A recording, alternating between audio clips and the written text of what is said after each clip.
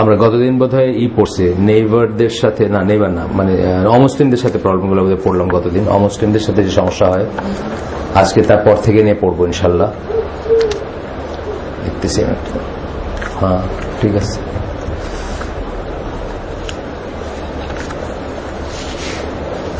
গতদিন আমরা একটু শেষ করছি অমুসলিমদের সাথে প্রোগ্রামটা শেষ করছি। শেষ করে আমরা শুরু করছিলাম যে সুন্নাহ দিয়ে আমরা ডেইলি লাইফে সুন্নাহ প্র্যাকটিস করে আমরা কিভাবে প্রবলেমগুলো সলভ করতে পারি। আমাদের জীবনের অধিকাংশ প্রবলেম, যেমন ধরেন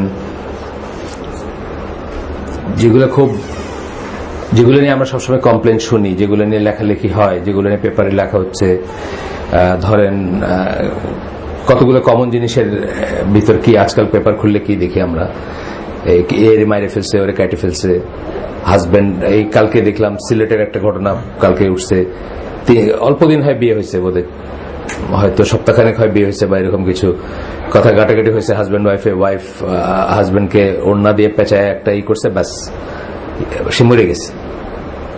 মরার পরে আবার ওয়াইফ তারে ফজরের আগের কথা তারে নিয়ে রাস্তায় নিয়ে কি মনে হয়েছে তার আল্লাহ জানে, রাস্তায় ফেলাই দিছে, নিজের বাসারই সামনের রাস্তায়। সে হয়তো মনে করছে এতে তার উপরে ইতে আসবে না বা কিছু একটা, যাই হোক।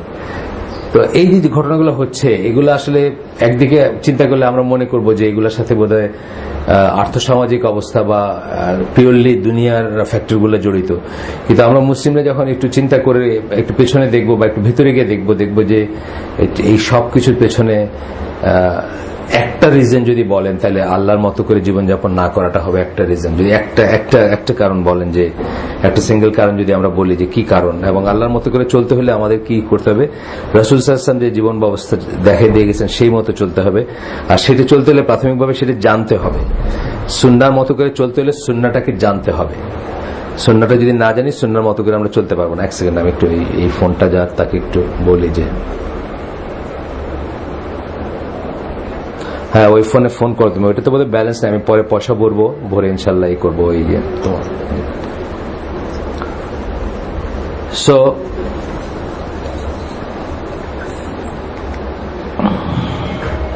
আপনার এই চ্যাপ্টারটার নাম হচ্ছে solving problems by practising the sunnah daily.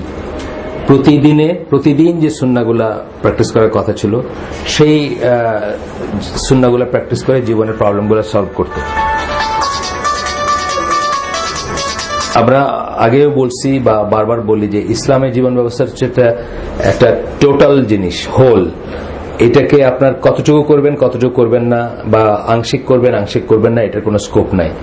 আমরা আগেও বলছি বা আবারও বলতেছি যে খ্রিস্টিয়ানিটি বা অন্যান্য দিনগুলা বা অন্যান্য দিন বলবো না, মানে অন্যান্য ধর্মগুলা, তাদের হচ্ছে যে কিছুটা অংশ তারা আল্লাহর জন্য নির্ধারণ করে, কিছুটা অংশ তারা দুনিয়ার জন্য মানুষের জন্য নির্ধারণ করে, এবং একটার সাথে আরেকটাকে তারা মানে মনে করে যে ইন্ডিপেন্ডেন্টলি থাকতে পারে।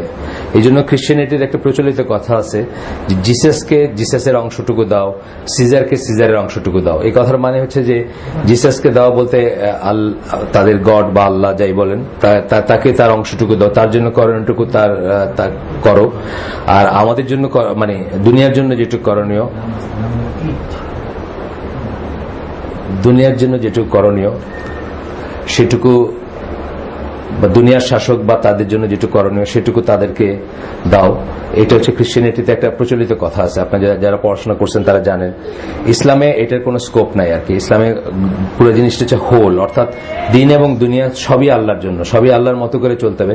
এই যে ঘটনাটা বললাম যে একজন ওয়াইফ তার হাজবেন্ডকে, নতুন বিবাহিত, আপনি একদম, আমি লিখে দিতে পারি, আমি কিছুই জানি না তাদের সম্বন্ধে, কিন্তু আমি লিখে দিতে পারি যে আপনারা গিয়ে দেখবেন যে তাদের মুসলিম নাম আছে কিন্তু তাদের মুসলিম আপব্রিঙ্গিং হয় নাই দেখে তাদের এই অবস্থাটা আসছে।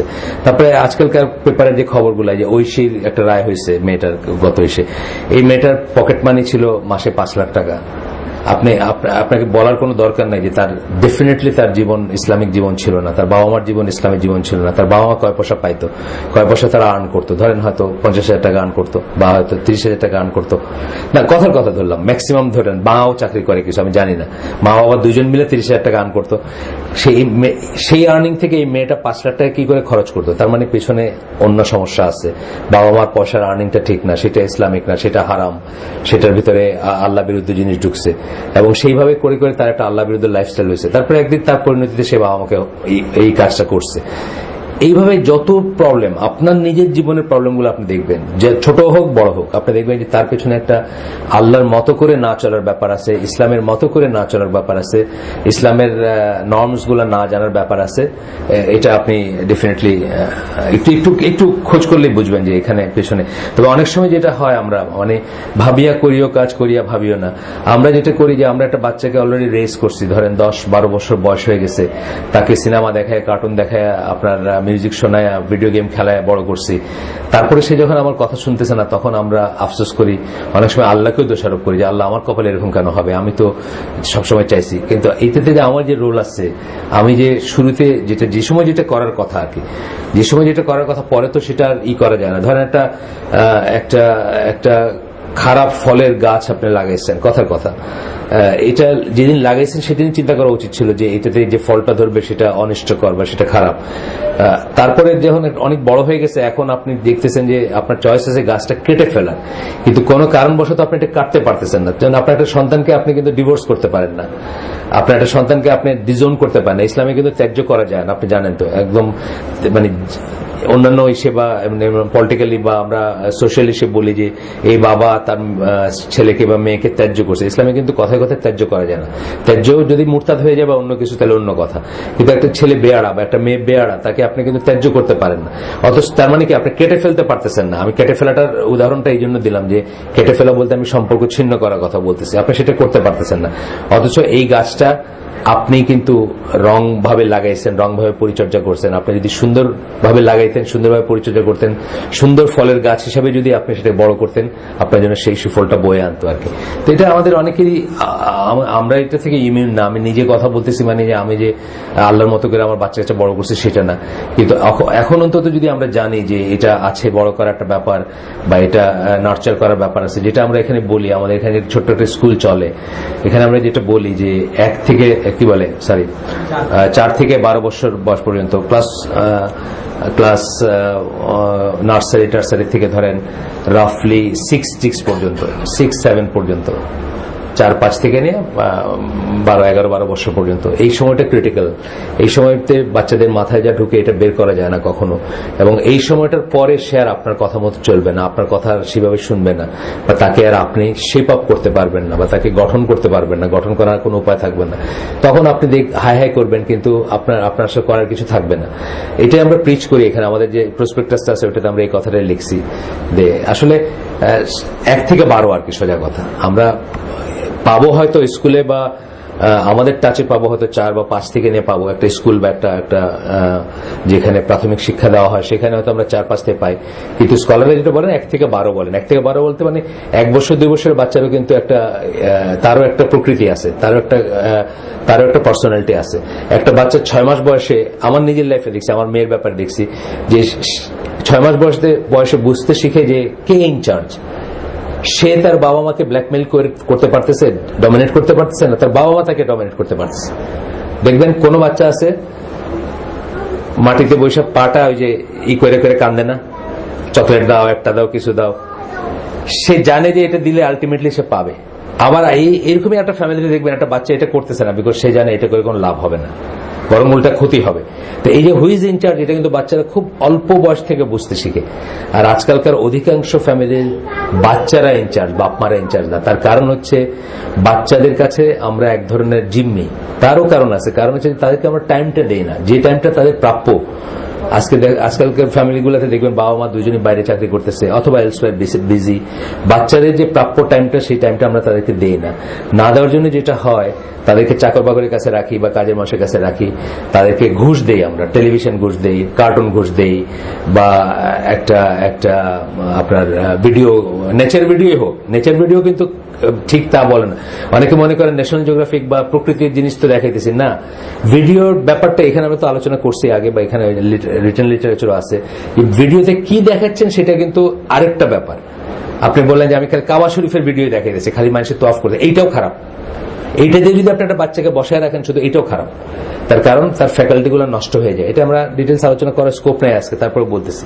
তো আপনি দেখবেন যে আপনি আসলে কোথায় যাচ্ছে ফিরে, যে একজন মায়ের বা একজন বাবার বা দুজন মিলে বাচ্চাদের যে সময়টুকু দেওয়ার দরকার ছিল, তাদের যে প্রশ্নগুলোর উত্তর দেওয়ার দরকার ছিল, তাদেরকে যে গল্প শোনার দরকার ছিল, তাদেরকে বাইরে নিয়ে যাওয়ার দরকার ছিল, প্রকৃতির ভিতর নিয়ে যাওয়ার দরকার ছিল, এই সমস্ত জিনিসগুলো আমরা করি নাই। না করার জন্য এখন আর তারা আমাদের নিয়ন্ত্রণে নাই, এবং তারা ইনচার্জ হয়ে গেছে। যখন বাচ্চাকে আপনি তার যা প্রাপ্য, রিয়েলি আল্লাহ তার ফিতরার ভিতরে যেটা দিয়ে দিচ্ছেন, যেটা তার প্রাপ্য, ধরেন বুকের দুধ থেকে শুরু করে অনেক কিছু তারা আপনার কাছে প্রাপ্য, মানে আপনার কাছে হক আছে, আপনার উপর হক আছে, সেই জিনিসগুলো আপনি যখন তাকে দেন নাই বা দিতে পারেন নাই, তখন আপনার এক ধরনের গিল্টি ফিলিং আসে ভিতরে। এবং সেই জন্য আপনি কি করেন, সে যা বলে তাই করেন। সে অসময়ে চকলেট খেতে চাইলে চকলেট দেন, অসময়ে চিপস খেতে চাইলে চিপস দেন, অসময়ে কার্টুন দেখতে চাইলে কার্টুন, বা যা সে বলতেছে, মানে আপনি তখন ইনচার্জ আর কি।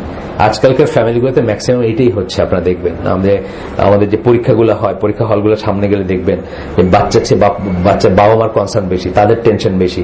তারা হয়তো একটা ডাব কাইটা ওই ভিতরে ইটা নিয়ে, ওই স্ট্রটা বসায় নিয়ে দাঁড়ায় আছে যে ছেলেটা এই এখন পরীক্ষাতে বাইরে একটা সিপ দিবে ওটাতে আর কি। মানে এখানে বাবা মা ইনচার্জ না, এখানে ছেলে ইনচার্জ হয়ে গেছে অলরেডি, বুঝছেন না, বা মেয়ে ইনচার্জ হয়ে গেছে। তো এটা আমাদের ইসলামী অর্ডারের বিপরীত জিনিস। আমাদের ব্যাপার হচ্ছে যে আমাদের ফ্যামিলিগুলোতে বাবা মা ইনচার্জ হবে। আমরা জানি আমাদের ফ্যামিলির আমির হচ্ছেন বাবা, নেক্সট হচ্ছেন মা, তাদের কলায় ফ্যামিলি চলবে, তারা টার্মস ডিক্টেট করবে, তারা বাচ্চা কাচ্চাকে বলবেন do this, do not do this. কিন্তু এটা আমরা হারাই ফেলছি over the period of time. আবার এটাতে ফিরে যেতে হবে যে করে হোক আর কি। ইসলাম হচ্ছে অথরিটির ধর্ম। আমি আগেই বলছি আপনাদেরকে ইসলাম হচ্ছে অথরিটি বা কর্তৃত্বের একটা হায়ারার্কি আছে, একটা অর্ডার আছে, সেই অর্ডারের ধর্ম, একটা অথরিটির ধর্ম। আমাদের এখানে অর্ডারের আমরা দেখি যে মানে তিনটা জিনিস বলতেছি, যেগুলো মানে আল্লাহ থেকে নির্ধারিত অর্ডার, বা অর্ডার বলতে আমি বোঝাচ্ছি যে বিন্যাস, যেটাকে বলি আমরা আল্লাহ থেকে নির্ধারিত। একটা হচ্ছে যে ইসলামিক স্টেটের বা ইসলামিক রাষ্ট্রের বা দেশের, মুসলিম দেশের যে শাসক যিনি হবেন, তার যে একটা অথরিটি, এটা কিন্তু আল্লাহ প্রদত্ত একটা অথরিটি। এবং এটা আমরা এটা নিয়ে পড়াশোনা করি না বলে জানি না, এটা এত শক্ত একটা জিনিস যে আল্লাহর এগেইনস্টে যদি কেবল সে কোনো কিছু করতে বলে আপনাকে, তাইলেই আপনি তার অবাধ্য হইতে পারবেন। তাছাড়া যত ব্যাপার আছে সে যেটা বলবে এটা মেনে নেওয়াটা আমাদের জন্য শিরোধার্য।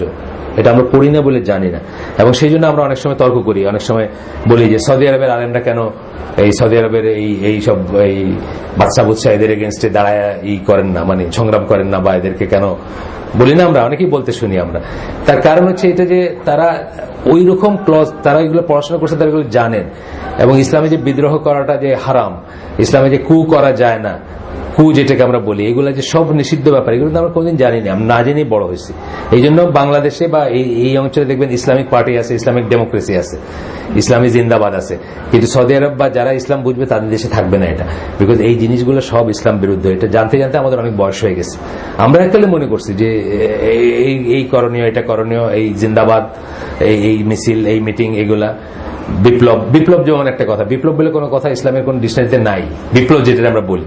কিন্তু ইরানে যখন বিপ্লব হলো তখন আমরা কি করলাম, আমরা ওটা দেখা দেখে আমাদের দেশের বলছি না আরেকদিন হাফিজ হুজুর আর মৌলানা কি নাম শাইখুল হাদিস আল্লামা আজিজুল হক থেকে শুরু করে, জামাত ইসলাম থেকে শুরু করে, হিজবুত তাহরির থেকে শুরু করে, সবাই গিয়া ইরানের সাথে যোগাযোগ করতে শুরু করেছে কি করে বিপ্লব সংগঠিত করতে।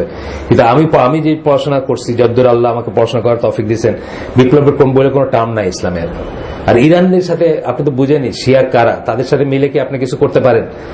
এই বুঝগুলো আমাদের এই শ্রেণীর আলেমদের নাই, যারা বুখারী শরীফের তর্জমা করে গেছেন, যাদের লক্ষ লক্ষ ফলোয়ার আছে এই দেশে, লক্ষ লক্ষ কেন কোটি কোটি ফলোয়ার। আমি দেখছি যে একদিন আমি ওনাকে চিনতাম না, আমি একদিন সিলেট এয়ারপোর্টে গেছি, তো উনি আসবেন, এই যে আজিজুল হক, মৌলানা আজিজুল হক বেঁচে ছিলেন, উনি আসবেন, মানে বিশাল আপনাদের দাড়ি টুপি পাগড়ি, মানে অনেক দেখা যাচ্ছে। আমি কি হচ্ছে এখানে, মানে আমি ওনাকে চিনতাম না। তো উনি আসবেন সেই জন্য এয়ারপোর্ট ভর্তি হয়ে গেছে আলেম দিয়ে বা স্থানীয় মানে লোকাল মাদ্রাসা আলেম বা এই ধরনের দিয়ে। অথচ এই সমস্ত মানুষগুলো তারা ইরানের সাথে যোগাযোগ করছেন যে কি করে ইসলামী রাষ্ট্র ইরানের মতো করে মডেলে ইসলামী রাষ্ট্র প্রতিষ্ঠা করবেন বাংলাদেশ, এটা কি সম্ভব? শিয়াদের থেকে শিয়াদের মতো করে ওই মতবাদে, মানে প্রথম কথা হচ্ছে যে এইগুলো কোনো অস্তিত্ব নেই। আপনি যদি পড়াশোনা করেন, আসলে আমরা পড়াশোনা করি না বা আমরা ডু অ্যান্ড ডোনার্স গুলো ঠিক মতো জানি না, যে জন্য যাও করি ইসলাম মনে করে যে কাজটা করি সেটাও আবার ভুল করি।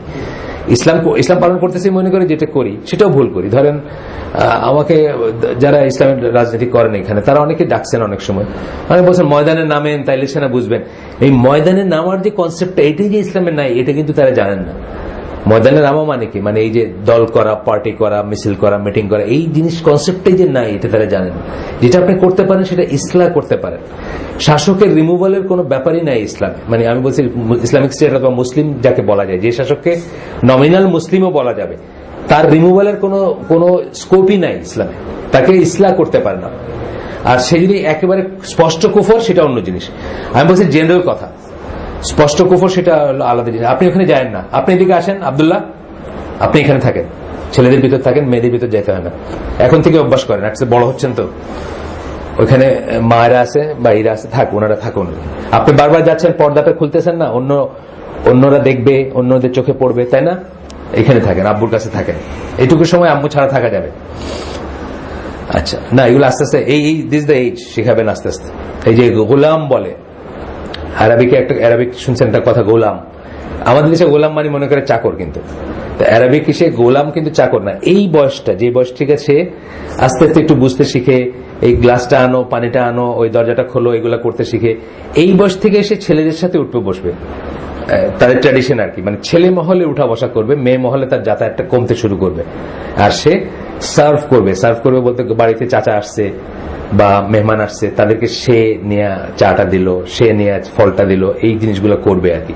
এই জন্য দেখবেন যে ইবনে আব্বাস বা আনাস বিন মালিক রাদিয়াল্লাহু আনহু, ওনারা আল্লাহ রাসূল সাল্লাল্লাহু আলাইহি ওয়াসাল্লামের ফ্যামিলিতে বড় হয়েছেন, এবং তাদেরকে দেখবেন সম্বোধন, দেখবেন গোলাম বলে সম্বোধন করতেছেন। এটা মানে চাকর না, এটা মানে এই বয়সটা আর কি, যে বয়সটাতে ইয়াং টডলার্স যেটাকে আমরা বলি, বা একটু কিশোর বলতে পারি আমরা, বা বালক বলতে পারি। মানে জাস্ট ওর কত হয়েছে বয়স? 6, মানে আর একটু পরে, হয়তো বেশি বাচ্চা, হয়তো একটু গাদা, আর একটু পরে আর কি, ধরেন সে ওই পর্যায়ে পৌঁছাবে। তা আসলে আমরা সুন্নাহর ব্যাপারগুলো একটু করি, যেটা মেন টপিক সেটাতে যাই। এখানে আমরা দেখতেছিলাম গতদিন কয়েকটা হাদিস পড়ছি, সেগুলো আজকে আর রিপিট করলাম না। আমরা যে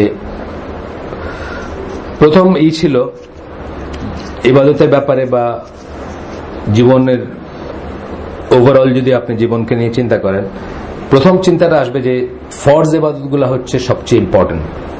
ফরজ ইবাদতগুলো সবচেয়ে ইম্পর্টেন্ট এবং আল্লাহর কাছে সবচেয়ে প্রিয় বলে আল্লাহ এগুলোকে ফরজ করছেন। এই জিনিসটা মাথায় ঢুকাইতে হবে যে প্রায়োরিটি হিসাবে ফরজের সাথে আর কিছুর কোনো তুলনা নেই, আর কিছুর কোনো কম্প্যারিজন নেই, ফরজের কোনো কম্পেনসেশন নেই। আমি আপনাদেরকে বলছি বা লেখালেখিতে আমি কোথাও লিখছি যে আমি একসময় উত্তরে থাকতাম, উত্তরে যেখানে থাকতাম আমার বাসার পাশে গরুর হাট বসতো, সামনে ইসাকা এভিনিউ এবং অ্যারাউন্ড দ্যাট প্লেস আর কি। তো এই ফজরের নামাজে যখন যাইতাম, ওই ভিতর দিয়ে যাইতে হতো, নামাজের মানে মসজিদটা ওই গরুর হাটের ভিতর দিয়ে যাইতে হয়। তো আমি এরকম দেখছি যে ফজর নামাজ যাচ্ছি সারা রাত, তখন লাস্টের দিকে তো সারা রাত কেনা বেচা হয়। ফজর নামাজ যাচ্ছি, হয়তো একজন একজন বিক্রেতাকে দেখতেছি সে বার্গেন করতেছে, একজন ক্রেতাকে দেখতেছি সে বার্গেন করতেছে। ফজর নামাজ পড়ে আসছি, তখনও দেখতেছি তাদের বার্গেন চলতেছে, ধরেন কথা। এখন এই যে ক্রেতা, সে তো মিলিয়নিয়ার যাই হোক, সে যদি এই গোটা হাটের সব গরুগুলা কিনে একা কোরবানি দেয়, তাহলে কিন্তু সে এক ওয়াক্ত ফজরের সালাত যদি না পড়ে থাকে সেটা কম্পেনসেট করতে পারবে না। ফরজ ইবাদতগুলো এই ধরনের, আমরা যেন প্রায়োরিটিটা বুঝি। আমাদের দেশে অনেক সময় দেখা যায় এই প্রায়োরিটিটা আমরা বুঝি না। আপনি সবাইতে রাত্রে যাবেন, মসজিদে জায়গা পাবেন না।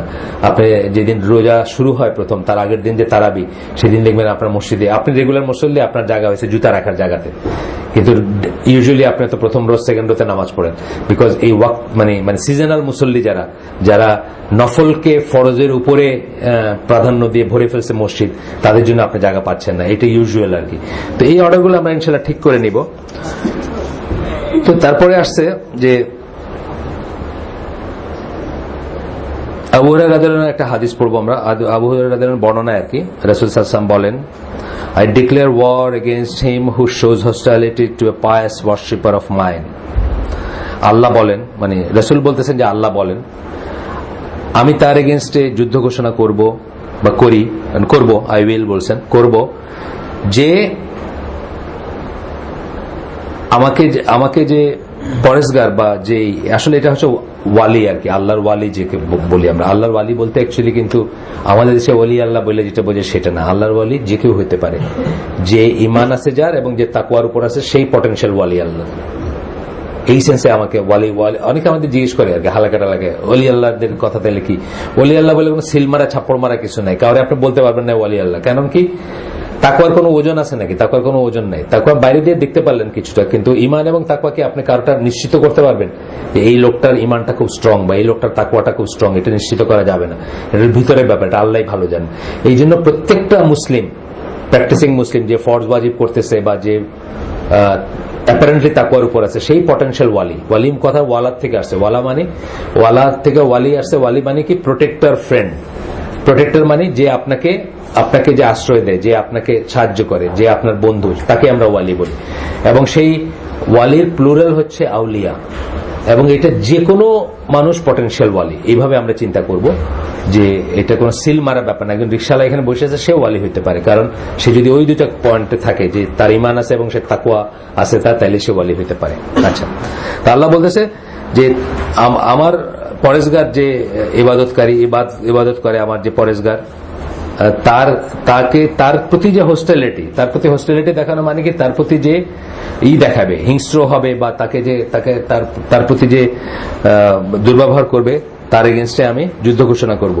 The most beloved things with which my slave comes near to me আর what I have enjoyed upon him, and my slave keeps on coming closer to me through performing extra deeds beside obligatory until I love him.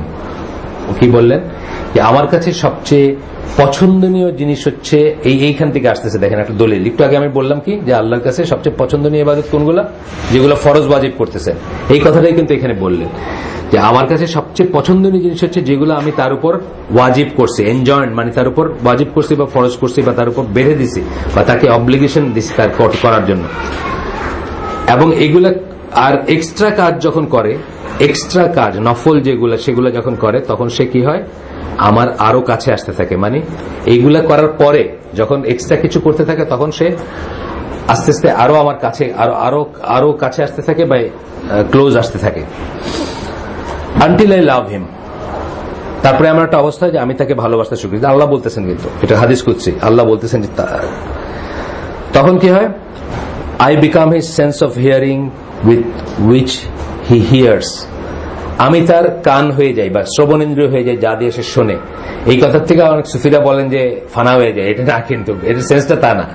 মানে সে শুধু সেই জিনিসগুলাই শুনবে যেগুলা আমি তার শোনা পছন্দ করি। এটার মিনিং হচ্ছে সেটা।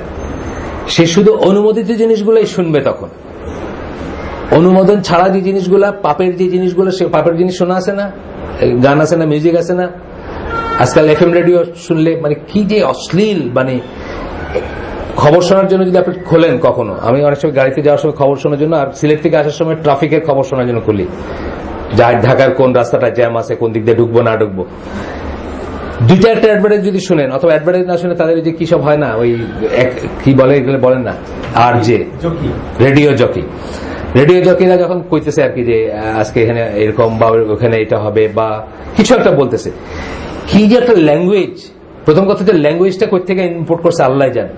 না বাংলা, না ইংলিশ, না ঢাকাইয়া, না মানে কিছুই না, আজব একটা ল্যাঙ্গুয়েজ। মানে ল্যাঙ্গুয়েজটা ইটসেলফ এত অশ্লীল, এত করাপ্টেড। আচ্ছা, তারপরে হলো যে কি ইউজলেস কিছু কথা বলবে, দেখবেন মানে রেডিওর তো একটা টাইমের একটা দাম আছে না, ধরেন কত হবে, 1 মিনিট হয়তো কথার কথা 1000 টাকা।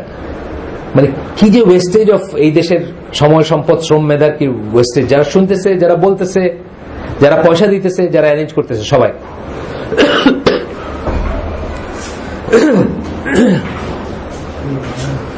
সো আপনার খারাপ কিছু শুনবে না এই কান।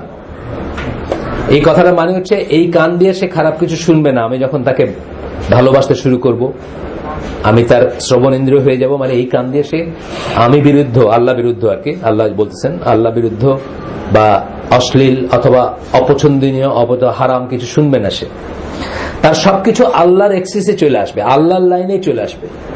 আল্লাহ তাকে যেটা শুনতে, যে সে শুনুক বলে পছন্দ করে সেটা শুধু সেইটাই শুনবে। এই কথার মিনিং হচ্ছে এটা। এই কথার মানে এটা না যে আল্লাহ তার ভিতরে ঢুকে গেছেন, তার কান হয়ে গেছেন, এটা না।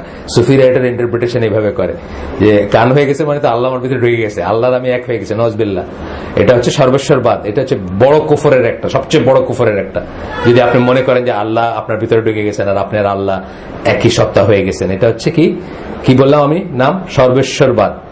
আর এটার ইংলিশ নাম হচ্ছে প্যান্থিজম বলে। এটা হচ্ছে সবচেয়ে বড় কুফরের একটা।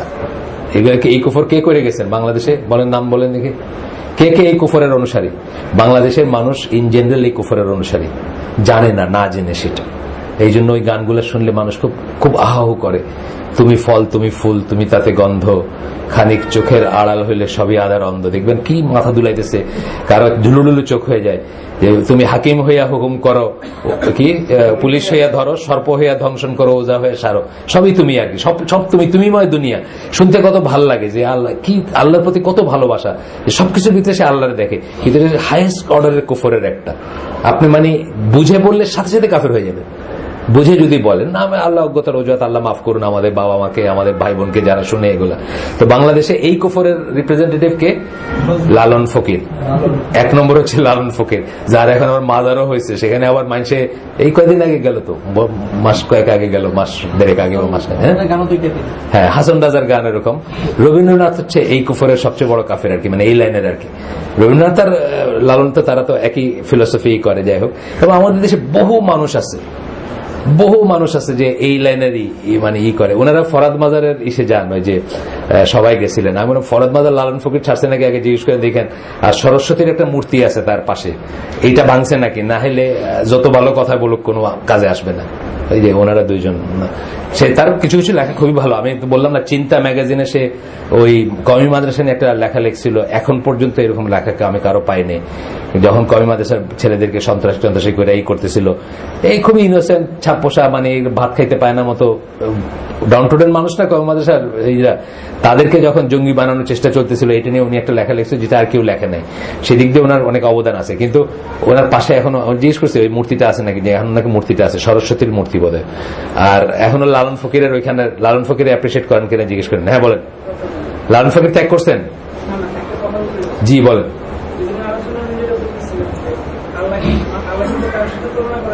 হ্যাঁ,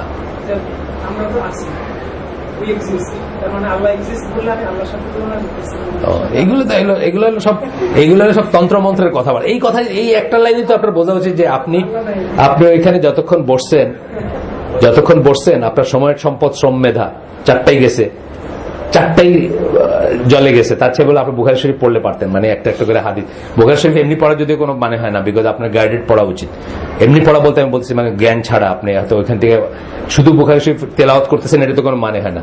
আমরা বলছি না যে কোরআন তেলাওয়াতের কিন্তু সওয়াব আছে, প্রত্যেকটা অক্ষরের জন্য সওয়াব আছে। বুখারী শরীফ খালি তেলাওয়াত করে গেলেন, না বুঝে কোনো সওয়াব নাই। কিন্তু তারপরেও আপনার ভিতরে কিছু স্টোর হবে ওইখান থেকে, না বুঝেও যদি পড়েন আপনি। কিন্তু এইখানে এই জায়গায়, এইসব জায়গায় বসে সমস্তটাই আপনার এগুলোকে আমরা বলি পলিমিক্স মানে তর্কশাস্ত্র আছে একটা। পলিমিক্স দিয়ে আপনাকে দেখা দিবে আপনি গরু, ধরেন কথার কথা, মানে মানুষ মর্টাল, গরু মর্টাল, তাহলে মানুষ গরু, এটা একটা ফ্যালাসি বলি আমরা এটাকে, লজিক্যাল ফ্যালাসি, বুঝছেন না? মানুষকে আপনি গরুর সমান দেখাই দিবেন বা একটা কিছু দেখাই দিবেন। যে উইক সে কিন্তু এটা ধরতে পারবে না যে এটা ফাঁকটা কোথায়, যে উইক সে ধরতে পারবে না। কিন্তু আপনাকে আমি কিন্তু অনেক 7-5 বুঝাই দিতে পারবো। তো এগুলো হলো ইউজলেস। এই জন্য বলি যে ইসলামে কিন্তু আপনার বিতর্কটা খুব ডিসকারেজ। আমরা সব বলি না বাহাস, বিতর্ক, এটা কিন্তু খুব ডিসকারেজ। আলোচনা যে আমার মেথোডোলজি দেখবেন, আমরা শুধু কারোর সাথে ডিসপিউট করি না বা তর্কে জড়াই না। কারণ তর্ক করে আপনি যার হার্টটা মানে সঠিক জ্ঞানটা নেওয়ার জন্য রেডি না, তাকে তর্ক করে আপনি কোনোদিন বোঝাতে পারবেন না। সবকিছুর পরে সে বলবে তাইলে এটা কেন, তাইলে ওইটা কেন, তাইলে ওইটা কেন, বুঝছেন না? তো এই ধরনের ইউজলেস তর্ক ইসলাম কিন্তু করেন।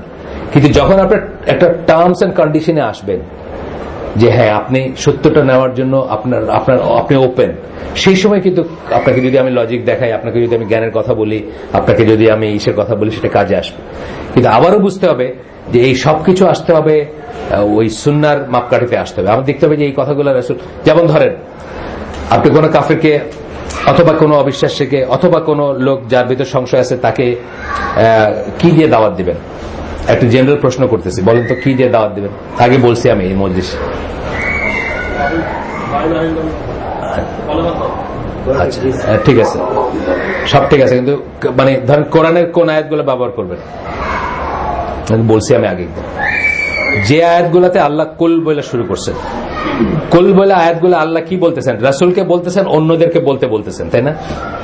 তাহলে এইগুলোর ভিতরে ওই এলিমেন্ট গুলো থাকবে যে এলিমেন্ট গুলা দিয়ে আপনি আসলে অন্যদেরকে কনভিন্স করবেন। আপনি দেখবেন কোরআনের আয়াতগুলো পড়ে কুল বলে যে আয়াতগুলো শুরু হয়েছে, এগুলা কুল কাকে বলতেছেন? আল্লাহ বলতেছেন রাসূলকে, কিন্তু বলতেছেন কাদেরকে? অন্যদেরকে। তার মানে এইগুলোর মধ্যে সাবস্টেন্সিয়াল এভিডেন্স আছে যেগুলো অন্যরা শুনলে অন্যদের কাজে লাগবে। একটা উদাহরণ ধরেন, এইভাবে আপনি সুন্নায় খুঁজবেন যে আল্লাহ রাসূল সাল্লাল্লাহু আলাইহি ওয়াসাল্লাম যখন কারোর সাথে কাউকে বোঝাইতে গেছেন, কাউকে কনভিন্স করতে বলছেন, তখন কি তার লেভেলে গিয়ে তার মতো করে কনভিন্স করছেন, নাকি আল্লাহর জায়গাটা বা আল্লাহ তাকে যে আসনটা দিচ্ছেন বা যে অবস্থানটা দিচ্ছেন সেটাকে কম্প্রোমাইজ না করে সেখান থেকে বোঝাইতে গেছে? এটা কিন্তু অনেক বোঝার জিনিস। আমরা অনেকে মনে করি আমি তার মতো হয়ে বোঝাইলে বোধহয় লাভ আছে, তার লেভেলে নেমে গিয়ে তারে বোঝাইলে লাভ আছে না। কতগুলো জিনিস আপনি ছাড়তে পারবেন না। সরস্বতীর মূর্তি আপনি রাখতে পারবেন না, লালন ফকির আপনি পিচ করতে পারবেন না, আপনি ওই ইমানুয়েল কান্ট বা দিয়ে ইসলাম বোঝাইতে পারবেন না। আমারে আপনাকে বোঝাইতে হলে মোহাম্মদ সাল্লাল্লাহু আলাইহি ওয়াসাল্লাম দিয়ে বোঝাইতে হবে, এমনকি ইমাম গাজ্জালি দিয়ে বোঝাইতে পারবেন না আপনি, বুঝছেন না? আপনাকে ওই সুন্নাহ মেথোডোলজিতে আসতে হবে। যাই হোক, আমরা আসি আবার এই হাদিসটা শেষ করি। এখানে আরো যেটুক বলছেন যে আমি তার হাত হয়ে যাই, আমি তার পা হয়ে যাই, যখন সে হাঁটে সে আমার পথে হাঁটে, এবং সে যদি আমাকে চায় আমি তাকে দিব, সে যদি আমার প্রোটেকশন চায় আমি তাকে প্রোটেক্ট করব। এই হাদিসটা বড়, এই জন্য আমি আর ইংরেজিতে পড়লাম না। আমি তার জন্য কিছু করতে হেজিটেট করি না, মানে সে যা চায় আমি সেটা দিতে চাই বা দিতে পারি বা দিতে চাই। তারপরে বলছেন I do not hesitate to do anything as I hesitate to take the soul of the believer, for he hates death and I hate to disappoint him. বলছে যে একটা বিশ্বাসীর জান কবজ করতে আমি এত অপছন্দ, মানে এর চেয়ে বেশি কিছু অপছন্দ করি না, এটাই সবচেয়ে অপছন্দ করি। কারণ কি? সেই বিশ্বাসী মানুষটা মরতে চায় না সাধারণত। আমরা কিন্তু কেউ মরতে চাই না, এটা ফিতরা, এটা ঠিক আছে, এটা কোনো আশা দিল না। এটা জিজ্ঞেস করছিলেন আল্লাহ রাসূল সাল্লাল্লাহু আলাইহি ওয়াসাল্লামকে, উনি বলছেন এটাই স্বাভাবিক, আমরা স্বাভাবিকভাবে কেউ মরতে চাবো না, এটা স্বাভাবিক। কিন্তু মরতে চাবো না একটা কথা, ডেথ রেজিস্ট করা হচ্ছে একটা কথা। মুসা আলাইহিস সালামের গল্পটা জানেন না? যখন তাকে একটা পশু নিয়ে এসে বলা হয়েছে যে এর গায়ে যে যতগুলো পশম আছে যেগুলো উনি টাচ করবেন তত বছর ওনার লাইফ বৃদ্ধি করে দেওয়া হবে, তখন উনি জিজ্ঞেস করছেন দেন হোয়াট, তারপরে কি হবে? তারপরে আপনার মরতে হবে। তো তখন বলছেন তাইলে আর লাভ কি, তাইলে আমার আর কোনো চয়েস নেই। এটা হচ্ছে ব্যাপার আর। যাই হোক, এই হাদিসটা গেল। এরপরে সূরা তাগাবুনের এই আয়াতটা আমরা পড়ছিলাম গতদিন, যে যতটুকু পারেন ততটুকু আল্লাহকে মেনে চলবেন, এবং এটা একটা দলিল বলতে আমাদের মতো যেসব দেশে আমরা থাকতেছি, যেখানে অনেক কিছু আছে যেগুলো ইসলাম বিরুদ্ধ, এবং সেটা আমি চাইলেও পারবো না করতে। আছে না এরকম অনেক জিনিস আছে ইসলাম বিরুদ্ধ, কিন্তু আমি চাইলেও সেটাকে বন্ধ করতে পারবো না। সেই প্রসঙ্গে স্কলাররা এই আয়াতটা করেন, সূরা তাগাবুনের 16 নম্বর আয়াত, যেখানে আল্লাহ বলছেন যে যতটুকু পারো আল্লাহকে মেনে চলবেন। দেয়ার মে বি সিচুয়েশন আপনি চাইলেও পারবেন না। যেমন আজকে ধরেন কথার কথা যে আপনি আপনার কাছে সিটি কর্পোরেশনের একটা বিল আসছে, সেই বিলটা আপনি পাইছেন 1 মাস পরে, মানে যেদিন দেওয়ার কথা তার 1 মাস পরে। ওইখানে লিখেই দিছে যে এই ডেটের পরে দিলে সারচার্জ এত ধরা হবে। আপনার কাছে মনে হচ্ছে যে সারচার্জ যেটা বলছে সেটা তো আসলে সুদ, আপনার কাছে মনে হচ্ছে, এবং ঠিকই মনে হচ্ছে আপনার, ভুল যে তা না, ধরেন সুদি ওইটা কথার কথা। এখন কি আপনি এটা না দিয়ে থাকতে পারবেন? পারবেন না। আপনি কিন্তু বাধ্য, কারণ আপনি এই দেশের নাগরিক। এইটা আর কি, এই মিনিংটা যতটুকু পারেন আল্লাহকে মেনে চলুন, মানে এটা আপনি পারতেছেন না, চাইলেও পারবেন না রিভার্স করতে।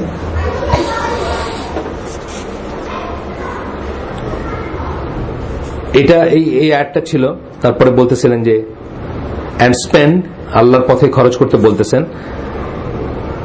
তারপরে বলতেছেন and whoever is protected from stinginess of the soul, আত্মার, হৃদয়ের, অন্তরের বখিলতা, যেটাকে কৃপণতা থেকে যে প্রোটেক্টেড সেই সাকসেসফুল হবে।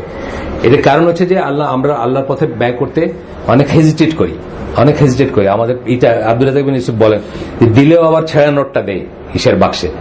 উনি আব্দুল রাজ্জাক বিন ইউসুফ মাঝে মাঝে খুতবা বলেন যে দেখবেন যে ওনারা তো হিসাব করেন আলামিন মসজিদে, এই জুম্মার খুতবা পরে সবাই বসে হিসাব করেন যে কত টাকা এই সপ্তাহে উঠছে, ওটাকে লিখে রাখেন, যা যা প্রসিডিউর আর কি। তো উনি বলেন যে আমি তো সাক্ষী, যে আমি দেখি যে অধিকাংশ নোটই ছেঁড়া ফাটা বা ময়লা নোটগুলো ওইগুলোই মানুষের দেয় আর কি।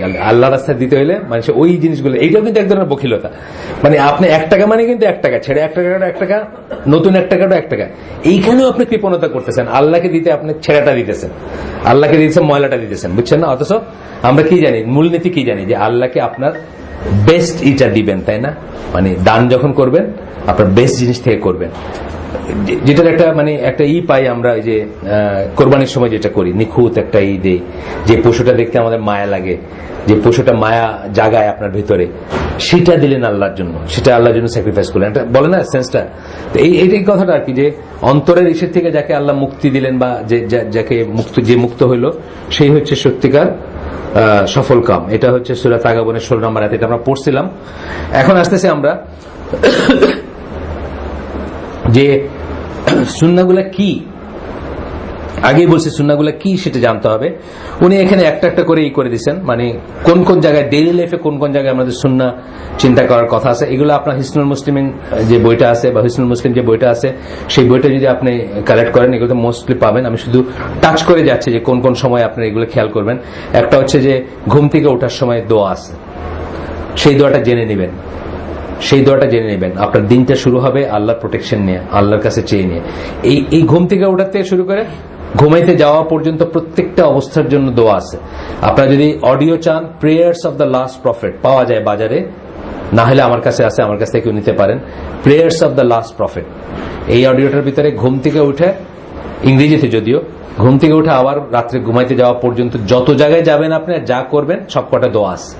এটা খুব সুন্দর একটা কালেকশন, আপনারা রাখতে পারেন, গাড়িতে রাখতে পারেন, বা যারা লং টার্ম, যারা লম্বা সময় গাড়িতে বা সে ট্রাভেল করেন, তারা চাইলে এখন ছোট্ট ছোট্ট পেন ড্রাইভ আছে, ওগুলাতে আপনার MP3 থাকে, অল্প দাম, বেশি দাম না, 2000 টাকার চেয়েও কম বোধহয় এখন বোধহয়। ফোন, সরি, এটা তো আমার মনেই থাকে না, এটা আমি কোনো শুনিনি দেখে আমার মনে থাকে না। এখন তো 100% ফোনে বোধহয় শোনার ব্যবস্থা আছে।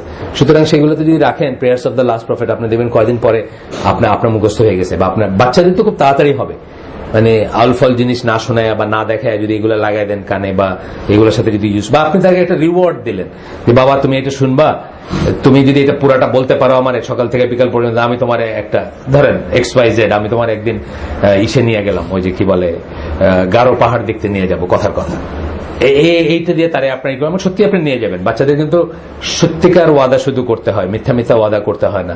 মানে কোনো ভালো মকসদেও আপনি তাকে মিথ্যা কথাটা বলবেন না বা মিথ্যা আশা দেখাবেন, এটা কিন্তু ঠিক না। ইসলাম কি দেখবেন আপনি, এটা নিয়ে লেখালেখি আছে। তারপরে ঘুম থেকে উঠলেন দোয়া আছে, বাথরুমে যাওয়ার আগে দোয়া আছে। আমি দোয়াগুলো পড়লাম না, কারণ তাদের লম্বা হয়ে যাবে অনেক। এটা হিসনুল মুসলিম বা হিসনুল মুসলিমিন এরকম নামে যে বইগুলো আছে সেগুলোতে পাবেন। আপনার এরপরে বলতেছেন ওই আপনার বদ্ধ জায়গায় যাবেন, টয়লেটে যাবেন, ঘুম থেকে উঠলেন, টয়লেটে ঢোকার আগে দোয়া করলেন, বদ্ধ জায়গায় টয়লেটটা preferable. Until you are travelling, of course travelling এর কথা অন্য। আপনি হয়তো আগের দিনে যখন আপনি ট্রাভেল করতেছেন, মরুভূমিতে উটের উপরে যাচ্ছেন, তখন তো আর বদ্ধ জায়গা নাই, কিন্তু টয়লেটটা বদ্ধ জায়গায় হওয়াটা প্রেফারেবল বললেন এটা। তারপরে বলতেছেন যে বাঁ হাতে প্রাইভেট পার্ট পরিষ্কার করবেন, এটা কিন্তু আমরা অনেকে জানি না, এটা কিন্তু নিষেধ একদম। ইউরিনেটিং বা ইসের সময় ডান হাত ইউজ করা, প্রাইভেট পার্ট টাচ করা, হোল্ড করা, এটা কিন্তু নিষেধ। এটা আমি জানি না, অনেক বড় হয়ে আমি জানতাম না। আমরা মনে করি এটা ইম্পর্টেন্ট না, বুঝছেন না? না, যেভাবে ডান হাতে খাবার খাওয়াটা অব্লিগেটরি, ঠিক একইভাবে ডান হাতে প্রাইভেট পার্স ধরাটাও কিন্তু নিষেধ করা হয়েছে এই ইউরিনেটিং বা বাথরুমে যাওয়ার সময় বা ইসের সময়। সুন্নাহগুলো বলে যাচ্ছেন, দৈনন্দিন জীবনের সুন্নাহ। পেশাব করতেছেন যখন কথা বলবেন না। আমাদের দেশের মানুষ গপ্প করতে করতে টয়লেটে দুই বন্ধু আছে না, ওয়েস্টার্ন ওয়ার্ল্ডে এটা খুব কমন। গপ্প করতে করতে দেখতে দেখতে একজন আরেকজন, আমি লিখছি না আমার বইতে, ওই যে ওদের ইউরিনাল গুলা কি দাঁড়ায় দাঁড়ায় এই করে না। তো আমার এক বন্ধুর বাচ্চা, মানে বন্ধু মানে জুনিয়র ফ্রেন্ড আর কি, আমাদের অনেক জুনিয়র, 6 বছরের জুনিয়র বা আরো হয়তো 6 বা 5 এরকম জুনিয়র, ডিরেক্ট সে, অন্য মেরিন একাডেমির না। তো তার বাচ্চা কাচ্চা নিয়ে, বউ বাচ্চা নিয়ে আমাদের যে ইংল্যান্ডে পরীক্ষা দিতে হয়তো, পড়াশোনা করতে পরীক্ষা দিতে গেছে। তো তার বাচ্চা বোধহয় 4-5 বছর বয়স আর কি। হিথ্রো এয়ারপোর্টে নামছে, নামার পরের ফার্স্ট প্রশ্ন হচ্ছে, আব্বু, ওরে সে টয়লেটে নিয়ে গেছিল, আব্বু সবাই টুনুমনি দেখা যায় কেন? মানে সে ওইখানে যে টয়লেটে গেছে সবাই সবকিছু দেখা যাচ্ছে, দাঁড়ায় দাঁড়িয়ে কথা বলতে বলতে সবাই কাজ সারতেছে। এটা একেবারেই অ্যান্টি ইসলামিক। আজকাল দেখবেন একটু মডার্ন, আমার যে ইউনিভার্সিটি আউট স্কুলে আমি পড়ছি, ওইটার যে সাথে যে আইআর বিল্ডিংটা, ওইখানকার ইউরিনাল গুলো এরকম ছিল। আমেরিকানরা বানাইছে তো এটা, কলোরাডো স্টেট ইউনিভার্সিটির লোকরা এসে ওটা বানাইছিল আর কি, ওই জায়গাটা আইআর যেটা, ওটা তাদের ছিল। সব ইউরিনাল গুলো হচ্ছে ওরকম দাঁড়ায় করার, ছেলেদের টয়লেটে অন্তত দাঁড়ায় করার, এবং মানে just you can see each other আর কি। এটা একবারে এসেনশিয়ালি অ্যান্টি ইসলামিক। কখনোই করবো না আমরা, কখনোই এটা আমরা বানাবো না। আমাদের যদি কোনো কোথাও কর্তৃত্ব থাকে বা চয়েস থাকে, এটা কখনোই আমরা করবো না। অনেক যুক্তি দিবে আপনারা যে এতে পেশাবিত করবে, এতে স্পেস কম লাগবে, বুঝছেন না? তো এটা না, এগুলো কোনো যুক্তি না। সুন্নাহ হচ্ছে ঢাকা থাকবে, কথাবার্তা বলবেন না, প্রাইভেট পার্স ডান হাতে ধরবেন না, বা হাত ইউজ করবেন ইউরিনেটিং এর সময়। গেল। তারপরে হচ্ছে কি, বাথরুম ছাড়ার সময় আপনার দোয়া আছে, সেই দোয়াই করবেন। কাপড় পরবেন যখন, তখনকার দোয়া আছে, সেই দোয়া পড়বেন। বাড়ি ছেড়ে যাবেন যখন, তখনকার দোয়া আছে, সেই দোয়া পড়বেন। মসজিদে ঢুকবেন যখন, এই ফজর থেকে ওই অর্ডারে উনি শুরু করছেন আর কি, মানে যে অর্ডারে একজন মুসলিম সকাল থেকে সব শুরু করবে। ফজরের নামাজ পড়তে মসজিদে গেলেন, যাওয়ার সময় দোয়া আছে, ঢোকার সময় দোয়া আছে। আমি জাস্ট স্কিপ করে যাই, আমি জাস্ট স্কিপ করে। মসজিদ ছাড়ার সময়কার দোয়া আছে, এগুলো জানেন আপনারা, এখানে যারা আসেন আলহামদুলিল্লাহ তারা প্র্যাকটিস করেন নিশ্চয়ই। এখন বাসায় ঢোকার সময় দোয়া আছে, কাপড় খোলার সময় দোয়া আছে,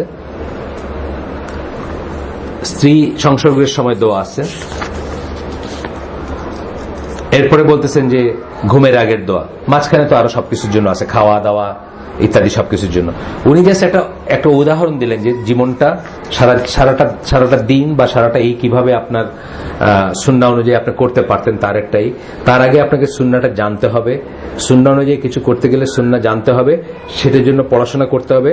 পড়াশোনার ভিতরে 2 রকম, কালকেও আমি বাচ্চাদের বললাম 2 রকমের পড়াশোনা করতে পারেন আপনি। একটা হচ্ছে হাদিসগুলো পড়তে পারেন, কিন্তু হাদিসগুলো পড়াচ্ছে আমি মনে করি সিরা পড়া বা আল্লাহ রাসূল সাল্লাল্লাহু আলাইহি ওয়াসাল্লামের লাইফ পড়াটা মোর ইফেক্টিভ। কারণ হাদিসের অনেক সময় দেখবেন যে হাদিসগুলা থেকে একটা রুলিং বের করা আপনার আমার জন্য কঠিন হবে। আপনি হয়তো পাশাপাশি একই 2 পেজে 2টা হাদিস দেখবেন, একটা হাদিস একটা হাদিসের সাংঘর্ষিক। এটা স্কলাররা আপনাকে বলে দিবেন যে কেন এটা নিব ওইটা নিব না, বা এটা দুটার ভিতর তফাৎটা কোথায়। যেমন ধরেন আল্লাহ রাসূল কখনো তো সোনার আংটি পরছেন, আপনি যে হাদিস পড়তে যান দেখবেন যে একটা বর্ণনা আছে সোনার আংটি ছিল, আর একটা বর্ণনা দেখবেন যে সোনার আংটি ছুঁড়ে ফেলে দিয়েছেন খুলে।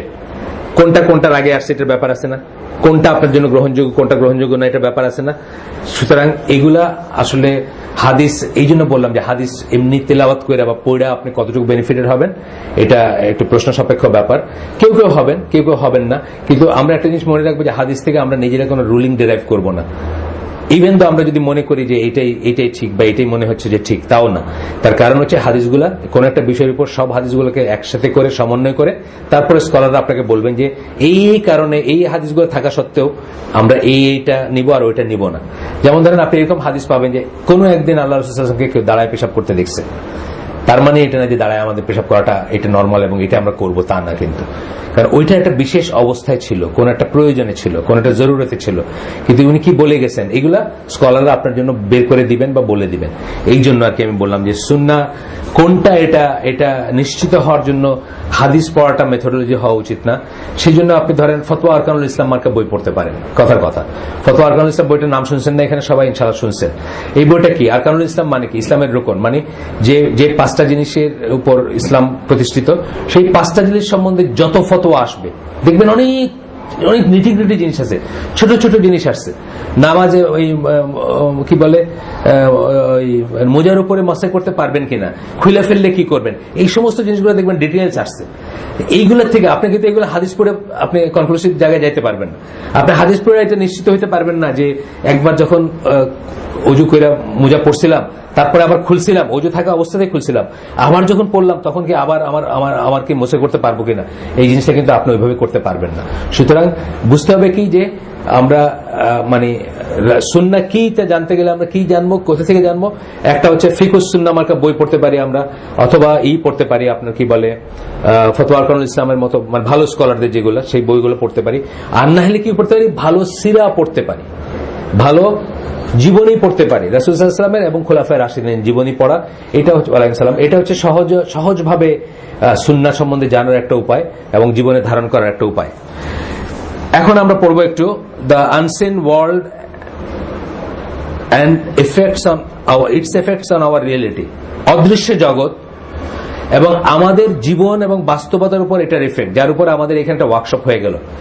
আমরা অনেকেই জানি না যে আমাদের মাথা ব্যথার থেকে শুরু করে মিসক্যারেজ হয়ে যেতে থেকে শুরু করে হাজব্যান্ড ওয়াইফের ঝগড়া এবং মারামারি কাটাকাটি, এগুলোর অনেক কিছুর পেছনেই মেইন রিজনটা হচ্ছে আনসিন ওয়ার্ল্ড, যে জগৎটা আমরা দেখি না। সেই জগৎটার ভিতর যেমন জিন আছে, তেমনি জাদু আছে, তেমনি ইভিল আই বা নজর আছে, তেমনি তাবিজ কবজ আছে। এই সব কিন্তু ইসলাম অ্যাকনোলেজ করে, কিন্তু এটার প্র্যাকটিসকে হারাম বা কুফর মনে করে ইসলাম।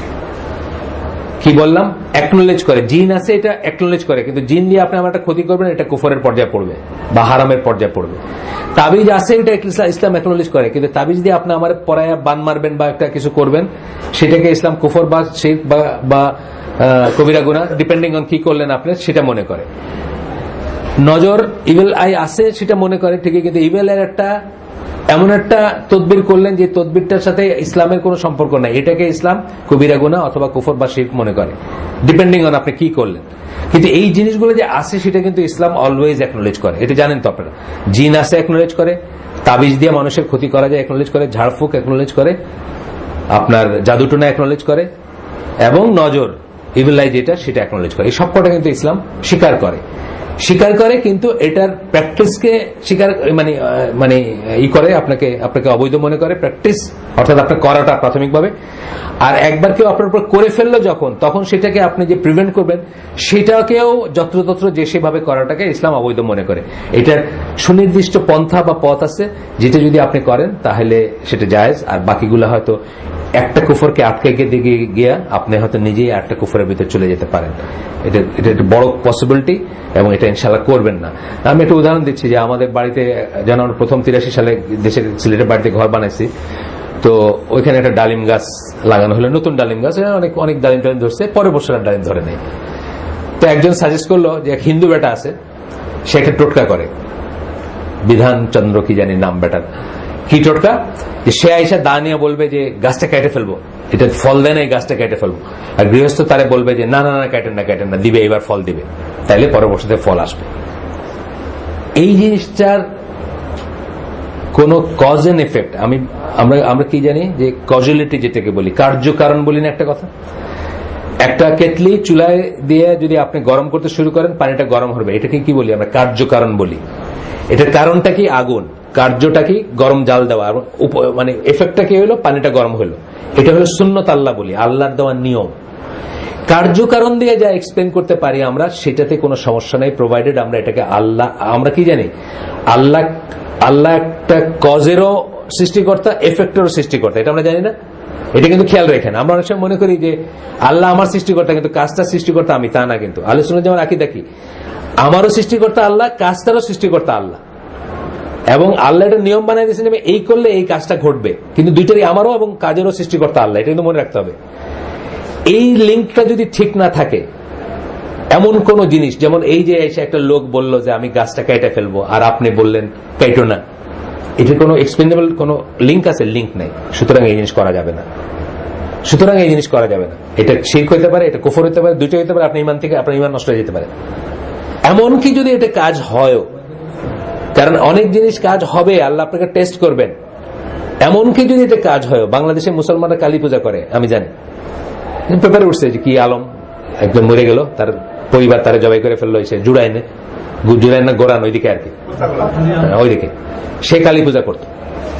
তার একটা বিশ্বাস ছিল যে সে রাস্তার কুলি মজুর মার্কা কিছু থেকে বিলিয়নিয়ার হয়েছে, সে কালী পূজা করতো, সে মনে করতো কালী পূজা করলে সম্পদ বাড়ে। হয়তো বাড়ছেও, তার হয়তো আল্লাহ তাকে বাড়ায়ও দিচ্ছে, কিন্তু সে তো কাফের, নিশ্চিত কাফের। তো এই জন্য কার্যকারণ ছাড়া কোনো কিছুতে যাবে না। কার্যকারণ যদি থাকে তাহলে অ্যাপারেন্টলি, যেমন ধরেন আমি বলি, একটা উদাহরণ সবসময় দিছি আগে, আবার দেই।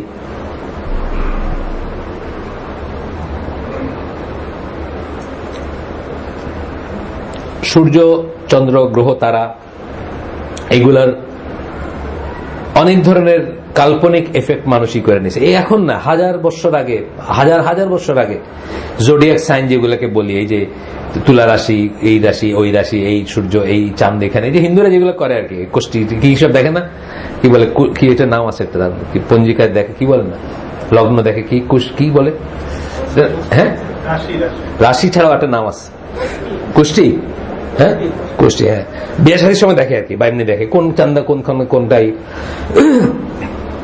এটার সাথে কার্যকারণের কোনো সম্পর্ক নাই না, কি যদি থাকতে পারে কখনো, আমি উদাহরণ দিচ্ছি পরে, তাহলে কিন্তু সেটা মানতে বা সেটাকে আল্লাহর একটা সৃষ্টি কার্য এবং সৃষ্টি কারণ বা সৃষ্টি কজ এবং সৃষ্ট এফেক্ট বলে মানতে কিন্তু আমাদের অসুবিধা নেই। একটা উদাহরণ দিচ্ছি যেটাতে কোনো গুণা নাই, আমি বলতেছি আপনাকে, সেটা হচ্ছে স্প্রিং টাইডের কথা। আমি আগেও বলছি আপনাকে, জোয়ারের সময় যখন জোয়ারগুলো হয় কেন, চন্দ্র সূর্যের এফেক্টের জন্য হয়, এটা জানেন তো আপনি।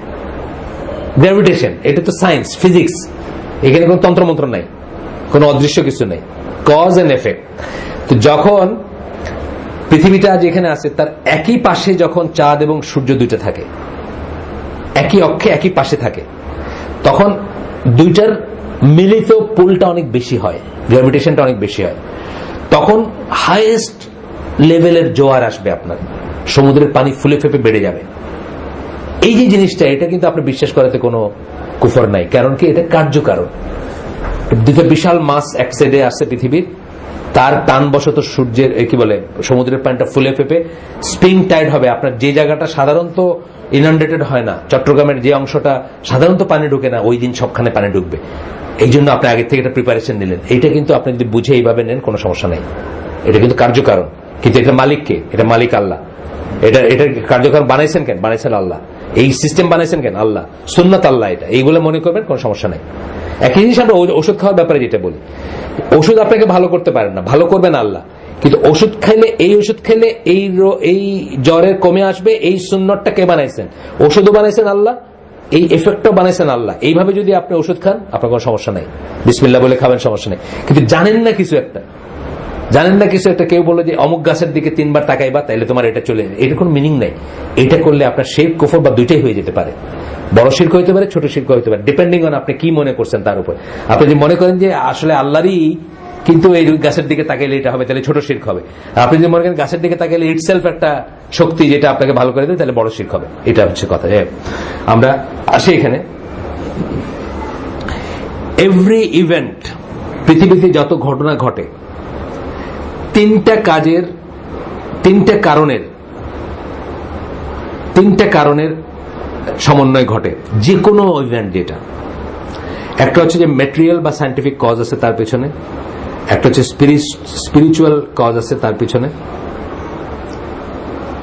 আর একটা হচ্ছে আলটিমেট কজ, মানে চূড়ান্ত কজ যেটা, মানে ধরেন আমি আমার মায়ের ঘরে জন্মাইছি, এটা অস্বীকার কোনো উপায় নাই। চূড়ান্ত কজটা কি? আমার আল্লাহ আমাকে সৃষ্টি করছে, বুঝতে হবে জিনিসটা।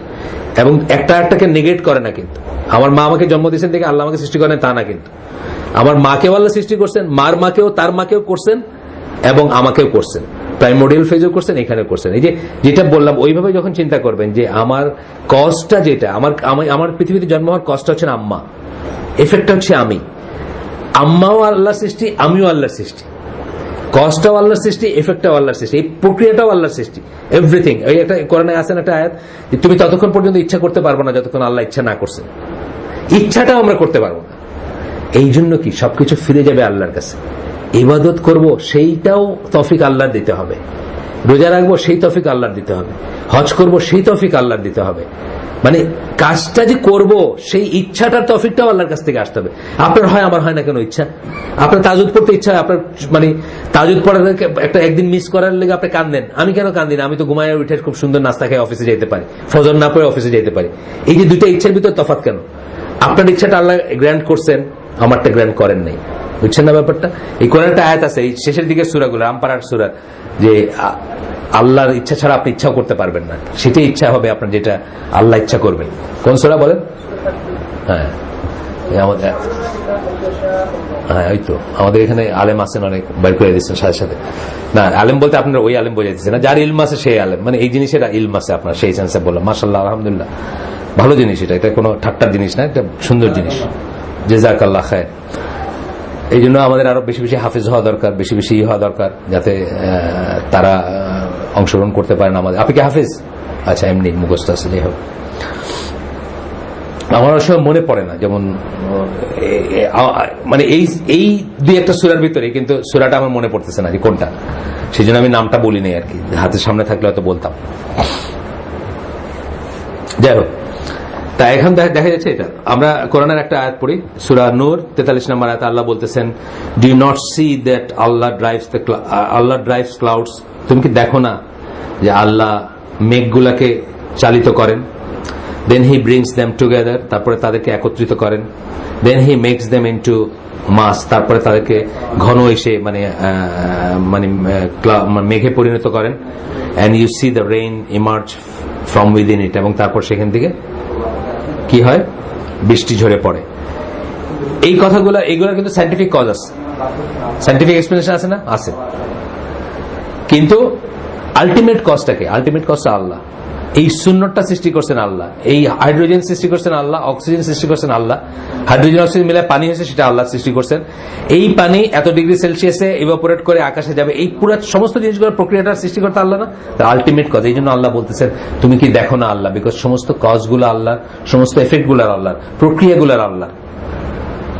মানে এটার সাথে কিন্তু ওই গরম হয়ে পানি আকাশে উঠে, এটার কোনো কন্ট্রাডিকশন নাই। কিন্তু কন্ট্রাডিকশন তখনই থাকবে যখন আপনাকে দুইটাকে আলাদা করে দেখে একটার সাথে একটা সম্পর্ককে অস্বীকার করবেন, যেটা এরা বলে যে নিচ্ছে, বা ওই ধরনের ফিলোসফাররা যেটা বলে যে আল্লাহর কোনো প্রয়োজন নাই, আল্লাহ যদি কেউ থেকে থাকেন তার কোনো রোল নাই এখনকার আর পৃথিবীতে, এগুলো সব অটোমেটিক্যালি চলতেছে। অ্যাগনোস্টিকরাও সেটা বলে আর কি, যে থাকতে পারেন আল্লাহ, আমি দেখি না বা আমি বুঝি না তার রোল কোথায় বা তার এফেক্টটা কোথায়, এটা বলে আর কি। 37 নম্বর সূরা, 36 নম্বর সূরা সাফফাত বোধহয়, তার 2 নম্বর আয়াত। আল্লাহ বলতেছেন, and those angels who drive the clouds। প্রথমটা কি বললেন? The previous verse gave a scientific and material cause for the rain।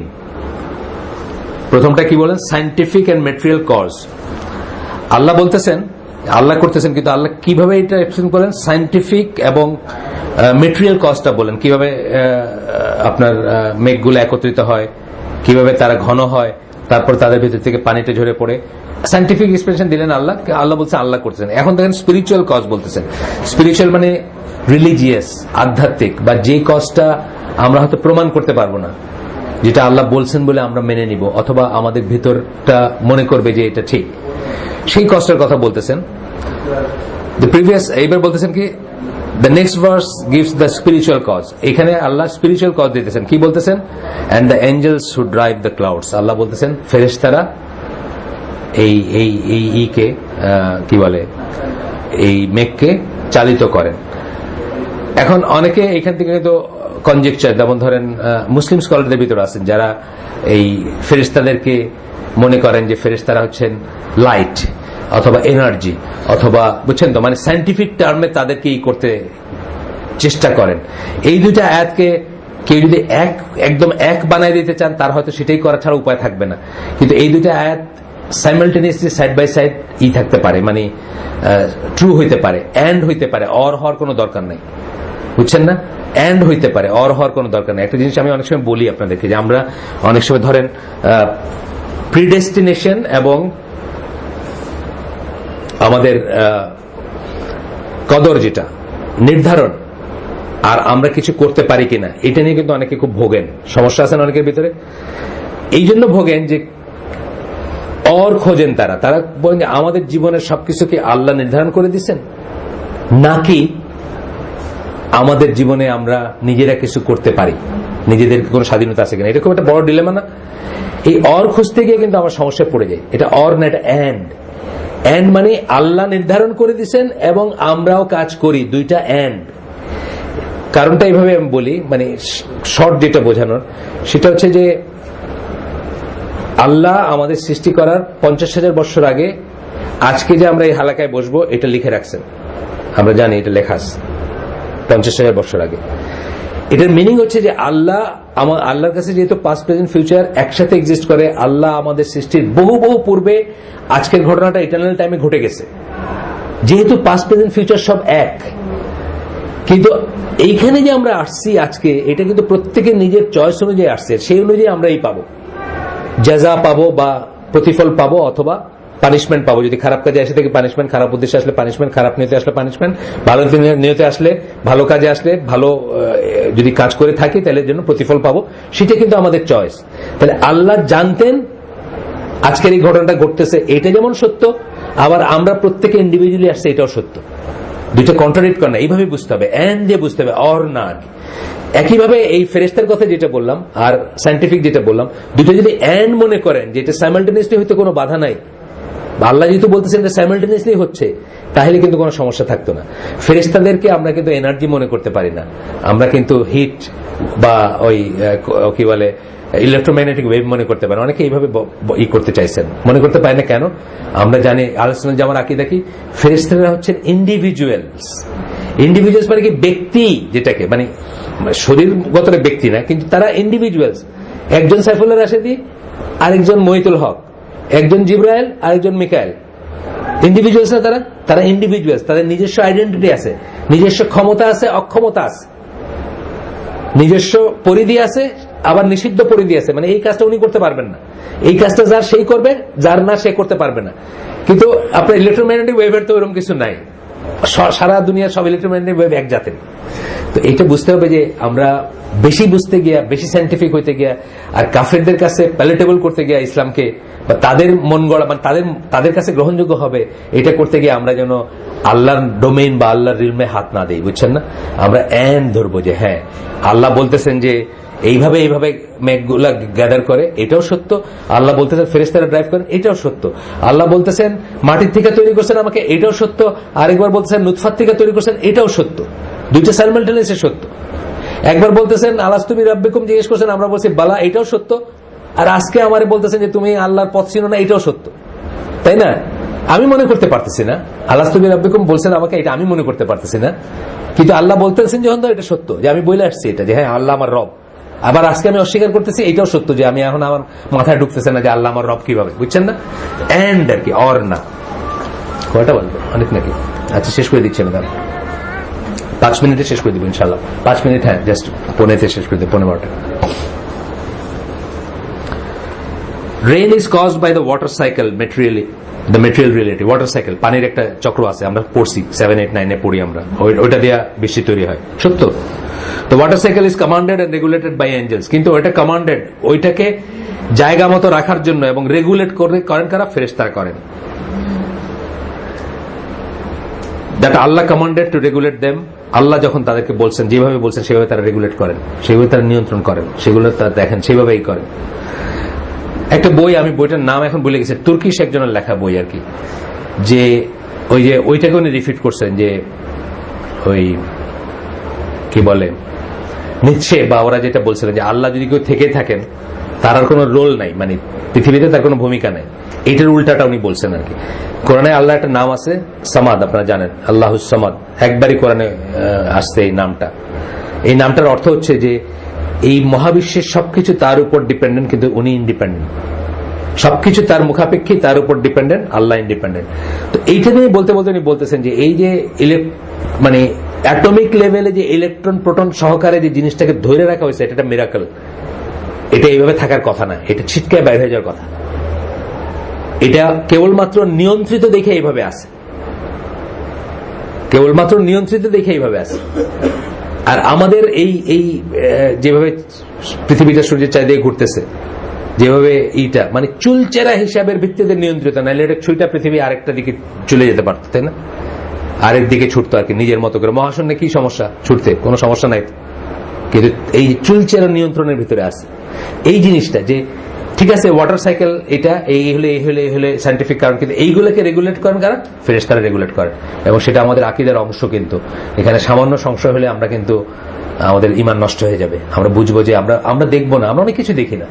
আমরা এই ঘরে পৃথিবীর সবচেয়ে বড় শক্তিশালী শক্তির একটা উৎস হচ্ছে বিদ্যুৎ। সমস্ত পৃথিবী বলতে গেলে বিদ্যুতের উপর, মানে আঙুলের উপরে চলতেছে। সেই বিদ্যুৎকে কিন্তু আমরা চোখে দেখি না, এটা আমরা বিশ্বাস করি যে এই বিদ্যুৎ ছাড়া আমাদের, মানে ধরেন ঢাকা শহর হইল না একদিন, সারা ঢাকা অন্ধকার হয়ে গেল। আমেরিকা হইল না, ক্লিভল্যান্ড একবার, ওহাইও, সারা অন্ধকার হয়ে গেল। তাহলে আমরা বুঝি কি যে এটা থাকে এবং এটা থাকে না, এটা আসে এবং এটা যায়, এটার এক্সিস্টেন্সে আছে, কোনো সন্দেহ নাই। কিন্তু কজ এন্ড এফেক্ট বা ইসে সাইকেলে যেটা এক্সিস্টেন্স আছে, কিন্তু আমরা দেখি না বলে বিশ্বাস করবো না। এটা এই যুক্তি তো আমাদের অন্তত সায়েন্টিফিক যারা তাদের হওয়া উচিত না, সায়েন্টিফিক মন যাদের আছে। গেল, তারপরে কি বলতেছেন যে আল্লাহর কমান্ডে তারা রেগুলেট করে। The true reality and true cause behind everything is Allah al Haqq, the ultimate reality. Allah একটা নাম হচ্ছে আল হক, দি রিয়েল। আসলে এটার মিনিং দি রিয়েল। একমাত্র আল্লাহ হচ্ছেন রিয়েলিটি, আর বাকি সব হচ্ছে আমরা কি বলি রিলেটিভ রিয়েলিটি, আপেক্ষিক রিয়েলিটি, আপেক্ষিক সত্য। আমি এনামুল হক আসি এখন, এটা অবশ্যই সত্য, আপেক্ষিক সত্য। কালকে আমি আর নাই, 100 বছর পরে কেউ আমার নামও জানবে না। কিন্তু আল্লাহ কি সব সময় আসছেন, সব সময় থাকবেন। আল্লাহ হচ্ছেন আলটিমেট রিয়েলিটি এবং একমাত্র অ্যাবসলিউট রিয়েলিটি, আর আমরা বাকি হচ্ছে সবাই রিলেটিভ রিয়েলিটি, আপেক্ষিক রিয়েলিটি, তুলনামূলকভাবে রিয়েলিটি। আজকের জন্য রিয়েল, কালকের জন্য রিয়েল না, গতকালকের জন্য না, আগামীকালকের জন্য না, শুধু আজকের এই দিনটার জন্য রিয়েল, তাই না? আমরা সবাই এরকম। আর আল্লাহ হচ্ছেন আলটিমেট রিয়েলিটি, আলটিমেট নিরঙ্কুশ বাস্তবতা বা সত্য যেটা, সেটা। Allah is the power behind everything that moves, লা হাওলা ওয়ালা কুওয়াতা ইল্লা বিল্লাহ। কি বলি আমরা? মুভমেন্ট নাই, পাওয়ার নাই। এই দুটা আল্লাহ, দেখেন কত উইজডম। মানে আমরা কিন্তু কিছু একটা মুভ করলে চিন্তা করি কেন মুভ করলো। একটা বাচ্চাও কিন্তু করে। অনেক সময় দেখবেন একটা বাচ্চা একটা খেলনা মুভ করলে ভয় পায় যায়। কিছু বাচ্চা দেখবেন, ওই আমি যখন জাহাজে আমার ছেলেকে নিয়ে প্রথমে আমেরিকা যাই, তখন একটা খেলনা বাইরে ছিল জেল রাবারের তৈরি স্পাইডার, ওটার নাম বুঝছেন, টেন্টাকলস আছে, মানে ওটা ওয়ালে ছুঁড়ে মারলে জেল রাবারের একটা স্টিকি আছে, তো ওইটাতে একটু একটু একটু করে ওটা আস্তে আস্তে আস্তে আস্তে নামবে। ওইটা দেখে যে কোনো বাচ্চা ভয় পেয়ে যেত, বিকজ খেলনার নিজে নিজে মুভমেন্ট আছে, এইটা নিতে পারে না মানুষ। কেন নিতে পারে না? এটা ফিতরা, কিন্তু মুভমেন্টের পিছনে কোন একটা পাওয়ার থাকবে। এই জন্য আমরা কি বলি লা হাওলা ওয়ালা কুওয়াতা ইল্লা বিল্লাহ। কোনো মুভমেন্ট নাই এবং কোনো কুওয়াত নাই, পাওয়ার নাই আল্লাহ ছাড়া, বুঝছেন না? তাহলে আল্লাহ হচ্ছেন সমস্ত কর্মকাণ্ডের পিছনের আলটিমেট পাওয়ার, আলটিমেটই। তো আমি বলতেছি কি Allah is the power behind everything that moves, যা মুভ করে, যা গতি আছে, যা নড়ে, তার পিছনের আলটিমেট পাওয়ার হচ্ছেন Allah. Nothing can move without Allah empowering it to move. Allah যদি এটাকে পাওয়ার না দেন, দেখেন না কি উইজডম, আমাদের দোয়াগুলোতে কি উইজডম। এটা তো আমরা চিন্তা করি না যে এই কথার ভিতর আল্লাহ ভরে দিচ্ছেন যে মানুষ যা কিছু দেখা মনে করবে যে সে একটা কিছু করতেছে বা একটা কিছু হইতেছে বা একটা কিছু, সেটার পিছনে আলটিমেট মুভমেন্টের কুওয়াত, মানে পাওয়ার এবং মুভমেন্ট দুইটাই হচ্ছে আল্লাহ, তাছাড়া কোনো মুভমেন্ট নাই। আমরা আজকের জন্য এখানে শেষ করে দিই। সুবহানাকাল্লাহুম্মা ওয়া বিহামদিকা আশহাদু আল্লা ইলাহা ইল্লা আনতা আস্তাগফিরুকা ওয়া আতুবু ইলাইক। ইনশাআল্লাহ সামনে আমরা এই যেখানে শেষ করলাম এখান থেকে আমরা আগামী দিন শুরু করব। আসসালামু আলাইকুম ওয়া রাহমাতুল্লাহি ওয়া বারাকাতুহু।